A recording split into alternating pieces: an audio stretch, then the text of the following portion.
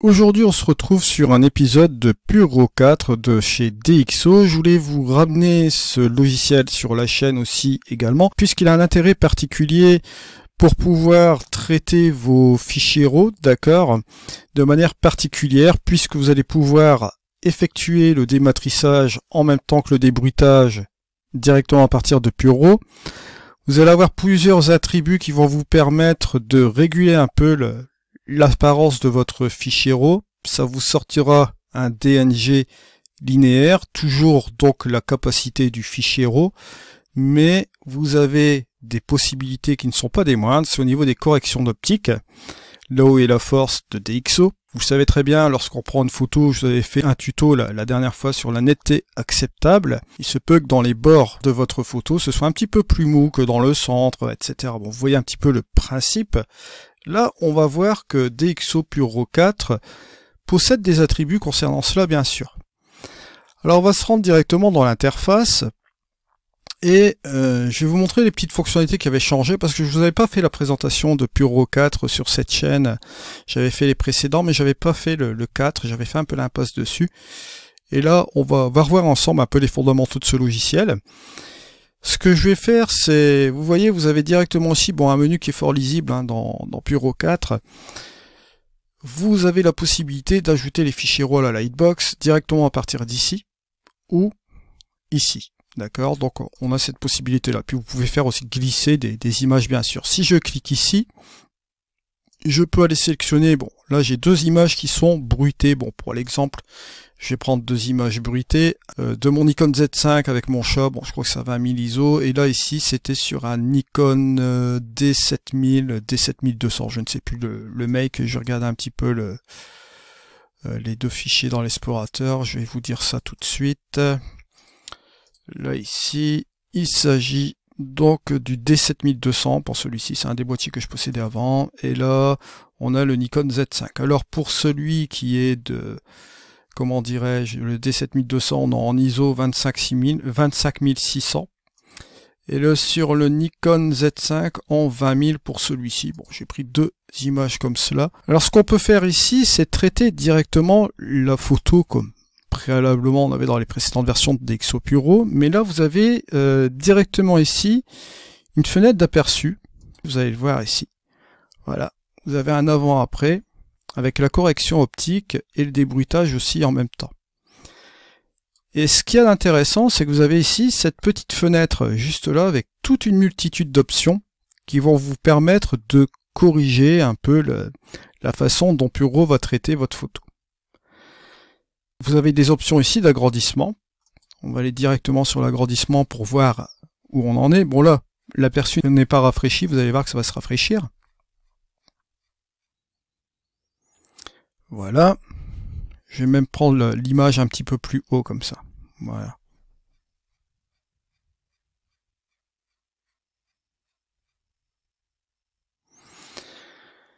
Donc vous voyez que ici, sur l'image de mon chat, avec une mise au point bien sûr sur le visage, vous allez voir ici, là vous allez avoir une espèce de petit bokeh que j'ai ici, forcément sur l'arrière-plan.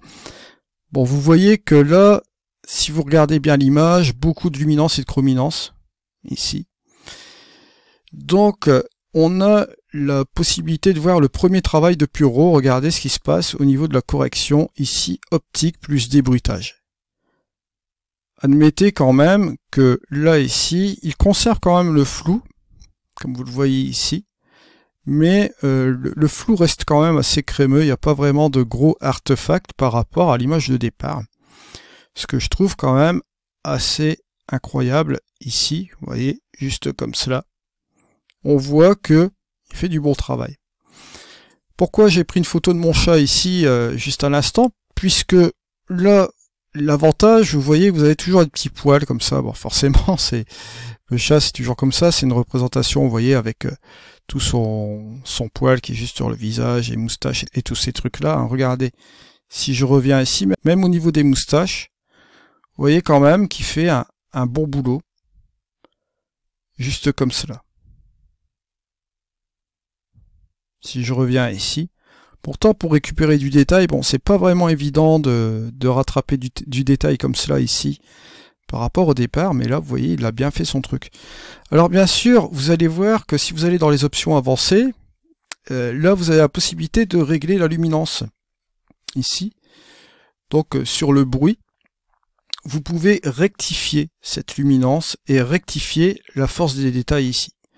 Bon là on voit clairement que bon ça passe vraiment super bien au niveau du débruitage à 20 000 sur un Nikon Z5. Après on va voir cela sur un plus vieux boîtier, sur le D7200 et sur un, parce que là c'est un mirrorless, on va voir un peu les deux, justement ce qui va être intéressant. Alors bien sûr vous avez différents types de débruitage. Vous avez la haute qualité, le prime, le deep prime, et dans cet exemplaire de Puro 4, vous avez bien évidemment le deep prime XD2, d'accord, qui est valable bon pour tous les boîtiers, sauf attention, gardez quand même bien à l'esprit, il y a un petit truc. Pour les fichiers Xtrans, vous aurez tout simplement la version Deep Prime XD. D'accord, vous n'aurez pas le XD2. Ça, faut bien prendre en considération, je tiens bien à vous le préciser ici, là également. Mais sinon, pour les autres boîtiers, ce sera bien sûr XD2. Alors concernant la luminance, je vais gonfler un petit peu la luminance pour voir ce que ça donne. Là, il va m'adapter l'aperçu, hein.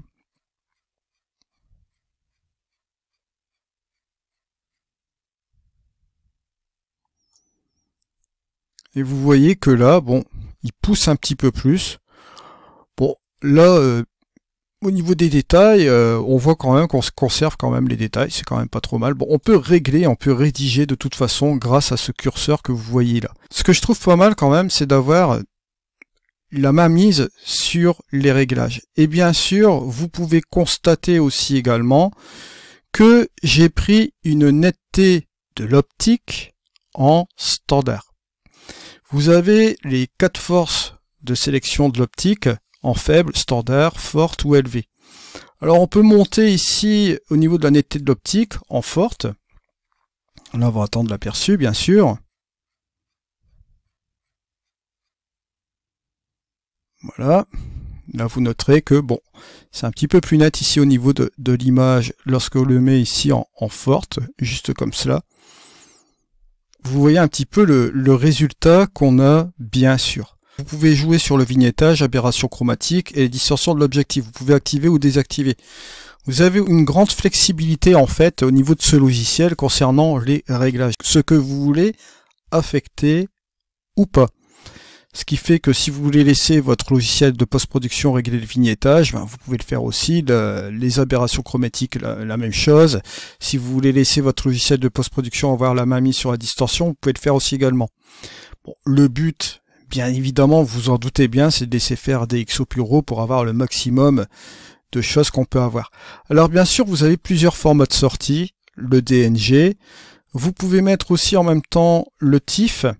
D'accord, en 16 bits, pourquoi pas, et aussi un format de sortie en JPEG. Et vous avez la main mise ici sur le JPEG, et bien évidemment, si vous voulez employer sur le JPEG un Smart Lighting, vous pouvez le faire aussi également. D'accord, en fichier de sortie. Ça, c'est proposé pour les sorties de fichiers JPEG. Bien sûr, juste comme cela. Donc vous voyez, vous avez différentes possibilités de sortie, format de sortie. Destination, bien sûr, vous pouvez le mettre dans un destination d'origine de l'image, dans un sous-dossier par exemple, etc., etc. Dans le système d'exportation ici, bon, vous voyez que j'ai mis ON1 Photoro et j'ai mis aussi également Luminar Neo. Vous pouvez sélectionner un autre logiciel, bien sûr, hein, que sais-je, Capture One, Affinity, toutes ces choses-là. Vous avez cette possibilité-là aussi également. Vous pouvez choisir aussi de ne pas exporter après le traitement. Bien sûr, vous pouvez même passer sur une formule de débruitage sans passer par Puro. On en parlera aussi après. Pour ceux qui ont la suite Adobe, je n'utilise plus la suite Adobe. Vous pouvez travailler aussi à partir de Lightroom pour l'option de débruitage. Vous voyez donc la petite différence entre le avant et le après qui est assez significative au niveau de l'image, comme cela en affichage justement en preview, hein, vous avez une prévisualisation avant traitement. Alors on va passer sur l'autre photo, hein. Et là je vais grimper en 1 sur 1. Et là vous allez voir que cette photo propose de nombreux challenges quant à son bruitage, bien sûr, et on va voir ensemble comment il va réagir. Alors là, si je viens comme ceci, je vais faire un petit balayage, noter, par rapport à avant quand même. C'est assez significatif, c'est du brouillon, là c'est de la bouillie, là c'était le bruitage, c'était le bruit du D7200. Là vous voyez que par rapport à avant, bon, on voit clairement une sacrée différence. Alors bien sûr, au niveau de la mise au point, c'est plus soft ici, pour la simple et bonne raison que la mise au point ne s'est pas faite. Là, bien évidemment, elle s'était faite un petit peu plus en dessous. Au niveau de la poire un peu, et au niveau de l'orange, on va voir l'aperçu bien sûr. Voilà, vous voyez plus ici au niveau de l'orange clémentine, là, attendez.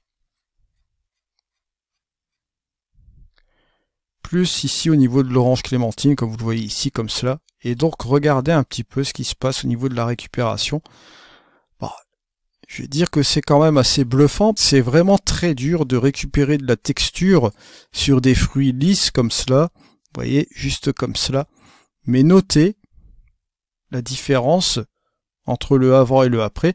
Bon, je mets quand même en avant tout ce qui est débruitage ici au niveau de DxO de Pure 4 aujourd'hui, pour vous montrer que, bon, ils sont quand même leaders dans ce domaine. J'ai d'autres logiciels de post-production, bien sûr, où vous avez des débruitages, bien évidemment.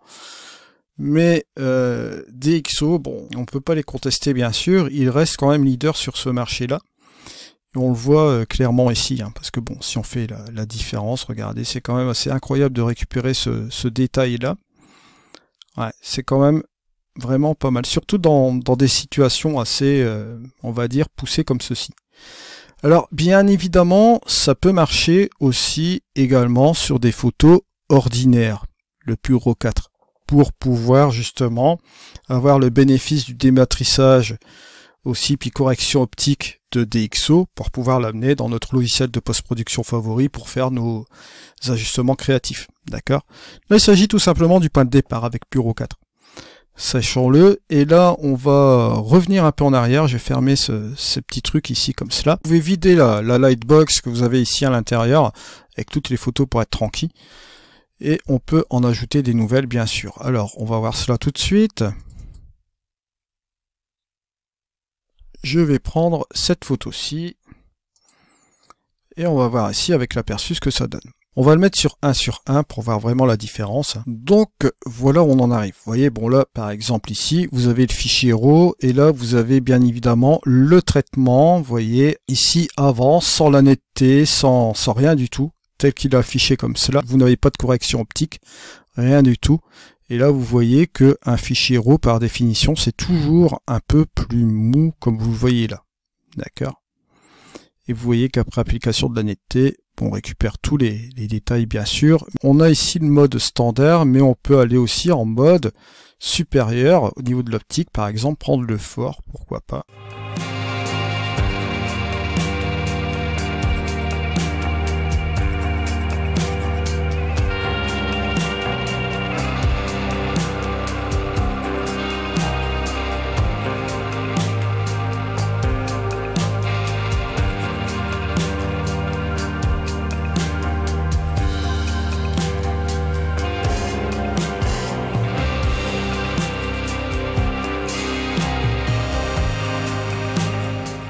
Et là, vous voyez ici que, bon, là, c'est encore un peu plus net. Ici, au niveau du traitement, c'est encore un peu plus fort. Moi, je prendrais quand même le normal, le standard. Ou même encore, si je veux avoir plus de latitude, je vais le laisser en faible au niveau de la netteté de l'optique. On va essayer cela. En faible, vous voyez que ça vous donnera un petit peu plus de latitude de traitement dans votre logiciel de post-production. Pourquoi pas? D'accord, si vous avez un fichier que vous voulez traiter au niveau de l'optique, vous voyez qu'il est ici en faible. Ça vous donne un petit peu plus de liberté, de latitude. Si vous voulez jouer un petit peu plus avec le micro-contraste dans votre logiciel de post-production, pourquoi pas? Mais là, bon, ici, entre faible ou standard, ça vous de choisir. Le standard propose déjà une bonne chose, vous allez le voir encore ici. Le standard est la bonne moyenne, on va dire, pour utilisation ici, comme vous le voyez là. Entre le fichier RAW original, comme vous le voyez ici, et donc ce traitement comme cela. Alors là, vous avez un intérêt certain, bien sûr, c'est d'utiliser ce fichier qui aura été traité préalablement avec des matriçages, etc. avec votre logiciel Pure.ro. Lorsque vous allez le rentrer dans votre logiciel de post-production en DNG linéaire, vous allez avoir le meilleur des deux mondes, c'est-à-dire vous allez pouvoir traiter votre fichier dans votre logiciel favori lorsque vous avez justement vos habitudes, hein, d'accord, je pense notamment à ceux qui me suivent avec Luminar et ON1. Et vous avez bien évidemment tout ce qui est principe de base de chez DxO concernant le Pure.ro 4. C'est une solution de toute façon qui est super intéressante pour ceux qui n'ont pas les produits de chez DxO, mais qui veulent tout simplement avoir ce type de produit-là pour les corrections optiques, etc. et pour pouvoir les traiter dans leur logiciel de post-production favori, bien sûr. C'est bon. C'est le meilleur des choses ici. Surtout que vous avez beaucoup d'options, comme vous le voyez là, dans la prise de vue de cette file d'attente, qui vous permet de désactiver, d'activer pas mal de petites options. D'accord. Et vous êtes libre de repartir directement sur votre logiciel de post-production favori, bien sûr. Voilà. Donc là, je vais me remettre en mode standard ici. Voilà. Je vais le traiter, tiens, juste maintenant. Ce truc-là, vous voyez le résultat du fichier qui a été traité. Et là, si je vais sur le 1 sur 1, comme le fichier a été traité, bien évidemment, là, on voit le résultat tout de suite. Hein. C'est pas une prévisualisation. Donc là, après traitement, bien sûr, c'est beaucoup plus pratique, parce que là, hop, on peut revenir ici. On peut même faire un avant-après. Et là, vous voyez bien évidemment le fichier qui est complètement traité, juste ici. Voilà. Si je reviens sur du 1 sur 1, regardez, hop. C'est plus une prévisualisation, donc ça va plus vite, vous voyez, juste comme cela. Il y a une autre option aussi, là je vais me rendre dans le petit onglet affiché, ici, voilà.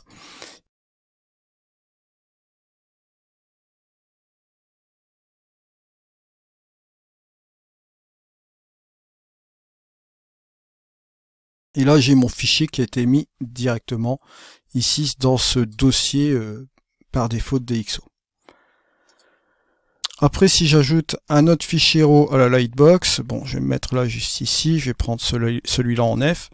Si je veux passer au traitement directement là, vous voyez que vous avez les réglages de traitement qui sont mis ici par défaut. Vous pouvez les modifier, bien sûr. Dès que vous cliquez sur modifier, vous allez directement là. D'accord, et vous retrouvez toutes les choses comme il se doit ici, hein. Vous pouvez même régler la luminance, forcer les détails, etc. Lorsque vous connaissez un petit peu tous ces réglages, ces deux premiers réglages qui sont là dans le programme d'aperçu, vous pouvez aussi, bien sûr, utiliser vos réglages favoris, donc les optimiser comme il se doit ici. Vous pouvez changer bien évidemment la netteté de l'optique, tout ce qui est vignettage, la possibilité de faire un recadrage maximal, etc., de récupérer un petit peu ce qu'on a sur les bords de l'image, comme un peu dans Photolab 7 bien sûr, on a cette possibilité-là. Vous avez aussi les différentes choses ici que vous pouvez modifier en sortie. D'accord, si vous faites modifier, vous pouvez modifier tout ce qui est format de sortie, tout ce qui est exportation, le dossier de l'image, l'exportation si vous voulez le mettre directement dans un logiciel de post-production ou en sélectionner un autre aussi également, ou ne pas exporter tout simplement aussi ici. Voilà, vous avez ces différentes possibilités là et après vous pouvez traiter bien sûr votre fichier. Petite présentation ici ce lundi, je vais rajouter cela dans la playlist des Pure.ro que j'avais faite aussi préalablement. Vous avez la possibilité aussi de faire un essai de 30 jours de Pure.ro 4. Pourquoi pas, je vous mets tout cela dans la description de la vidéo. Si vous voulez faire un petit essai pour un petit peu vous amuser pendant un mois comme ça, pour faire des tours de passe-passe pour vos logiciels de post-production, il y a l'essai gratuit de 30 jours. Je vous mets tout cela dans la description de cette vidéo aussi, bien sûr. Vous avez aussi des promotions en ce moment, c'est les 20 ans de chez DxO. Je vous mets le lien dans la description de cette vidéo aussi. Bien évidemment, ce sont des liens affiliés, question de transparence entre vous et moi, bien sûr. Voilà, nous on se retrouve prochainement pour d'autres vidéos, des vlogs, etc. Je vous remercie de m'avoir suivi. On se retrouve dans une prochaine vidéo, c'était Eddy. Allez, au revoir.